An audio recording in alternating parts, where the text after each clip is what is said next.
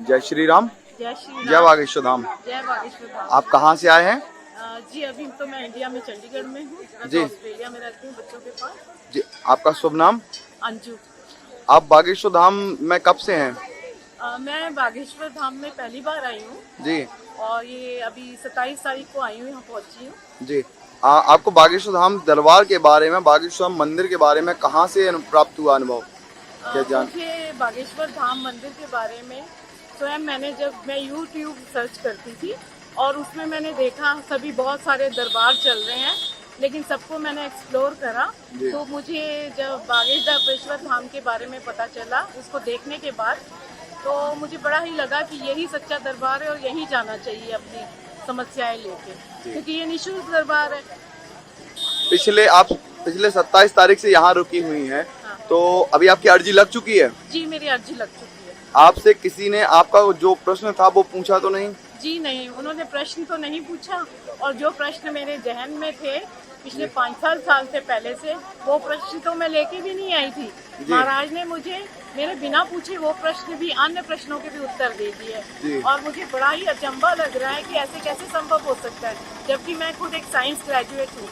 जी। तो आप पिछले 3-4 दिनों से यहाँ पे रुकी हुई हैं। जो पिछली पेशियों का दरबार चल रहा है उनके बारे में आप क्या कहना चाहेंगे? हाँ, वो दरबार से मैं बहुत ज्यादा प्रभावित हुई हूँ, जो दरबार चल रहा है लगातार, कि ऐसा कोई भी संसार में, क्या हिंदुस्तान के संसार में नहीं है जहाँ की एक बार ट्रीटमेंट होने के बाद फॉलो अप नहीं की जाती है। महाराज जी ने 4 दिन उन लोगों को दिए हैं, और जो सारे भक्त आते हैं उनसे वो पूछते हैं कि आपने इतनी पेशी कर ली है।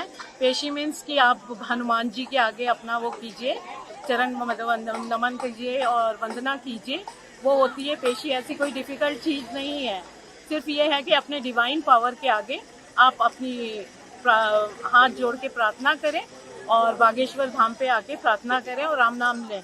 उसके अनुसार जितने लोग भी आते हैं, और जहाँ से मैं 3-4 दिन से सुन रही हूँ, हर भक्त की 80 से 100% समस्याएं अभी 11 पेशियों के अंदर हो गई हैं। अभी वो 20-10 करेंगे तो पता नहीं क्या होगा। वो लोग बताते हैं और मैं खुद सुनती हूँ। बताना क्या, मैं खुद सुनती हूँ, क्योंकि ये झूठ नहीं है, मतलब साक्षात है कि वो आके बोलते हैं। कोई बनावटी और स्क्रिप्टेड थिंग नहीं है कि महाराज जी के आगे कोई 2-4 लोग आके बैठ के अपनी तारीफ उनकी करके चले जाते हैं। ऐसा मैंने कुछ भी नहीं महसूस किया। जो सत्य है वो मैंने महसूस किया यहाँ बैठ के, और वो सब यही बोलते हैं कि महाराज जी हमें इतने % हुआ, इतने % हुए, और जो कुछ 20 और 30% वाले भी हैं वो भी मैंने अनुभव किया, लेकिन वो इसलिए क्योर नहीं हो पा रहे हैं अभी पूरी तरह से, क्योंकि उनकी स्वयं की गलती है। कुछ नियम बताए जाते हैं यहाँ, उन्होंने फॉलो नहीं किया, और वो खुद एग्री करते हैं कि हाँ हमने ये नहीं किया।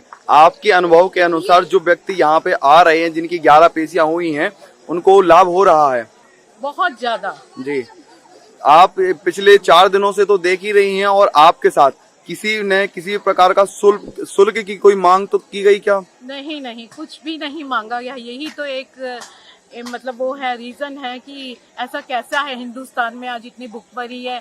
मोस्टली जो दरबार हैं वो पहले उनको इतनी गलत चीजें बता देते हैं कि आपके ऊपर ये हुआ है, भूत प्रेत है, बाधा है, प्रेत बाधा है, आपको तंत्र है, आपको तांत्रिक क्रिया है, मारन क्रिया है।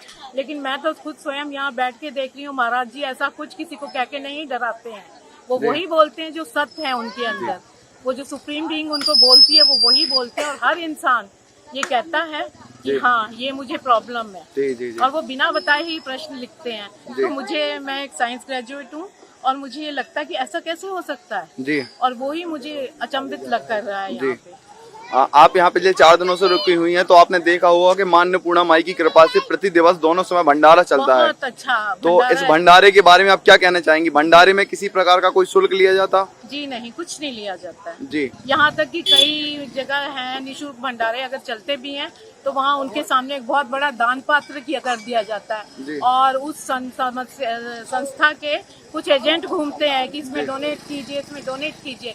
लेकिन यहाँ पे कोई भी असत्य बात नहीं है, जो बताई जा रही है वही है, और ये मेरा पर्सनल अनुभव है जो मैं महसूस कर रही हूँ, ताकि और भी लोग जो इधर उधर चक्कर लगाते हैं ना, दरबारों में लूट के आते हैं 50-50, 60-60 हजार, और उसके उनके ऊपर क्या क्या छोड़ दिया जाता जी। है। कम से कम वो एक बार आए दरबार में, जी मेरे सतगुरु के दरबार में आए और देखें क्या हो रहा है, वो अप्रत्यक्ष अनुभव लें जो मैं ले रही हूँ। मुझे किसी पे विश्वास नहीं था, जी। लेकिन आज मेरे जैसे जैसे जाने का टाइम आ रहा है कि मैं जाऊंगी, मेरा दिल छोटा होता जा रहा है कि पृथ्वी में क्या ये भी एक दरबार है। जी जी और मैं साक्षात, कुछ फैसिलिटीज की अभी कमी है क्योंकि ये डेवलप हो रहा है, क्योंकि जी। ये कोई निशुल्क है, सारा जो है वो महाराज जी अपने आप से कर रहे हैं। जी। इनको कोई डोनेशन, कोई चैरिटेबल, कोई भी स्पॉन्सर नहीं कर रहा है। जी जी ये अपने आप से कर रहे हैं। तो ये ठीक है, थोड़ी सी है, लेकिन मेरा विश्वास है कि हिंदुस्तान से और बाहर से भी जैसे हम लोग आ रहे हैं, कुछ दिनों में ये साक्षात एक मतलब तीर्थ प्लेस बन जाएगा, जी, जो जी। आज भी है।